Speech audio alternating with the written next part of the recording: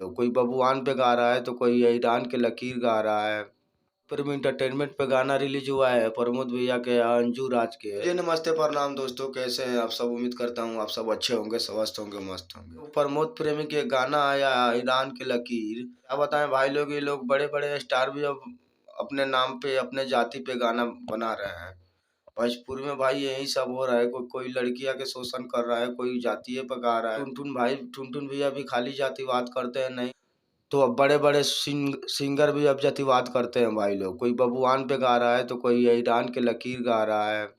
Film entertainment पे गाना release हुआ है प्रमोद भैया के, अंजू राज के आवाज में। जाई जा एकदम धुआं उड़ाई जा भाई लोग। और बहुत जल्दी गाना आएगा भी, रंगदारी गाना प्रमोद भैया भी बहुत सारा लाते हैं। आप लोग अच्छा दुलार प्यार देते हैं। तो चलिए भाई लोग, ये लोग तो खाली भोजपुरी में जातिवाद करते हैं, कोई बबुआन पे गा रहा है। तो चलिए भाई लोग, भोजपुरी में यही सब हो रहा है।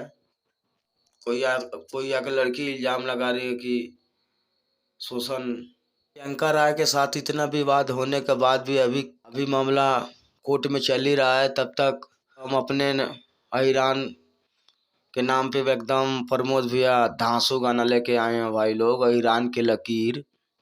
तो भाई प्रमोद प्रेमी इंटरटेनमेंट पर रिलीज भइल बा।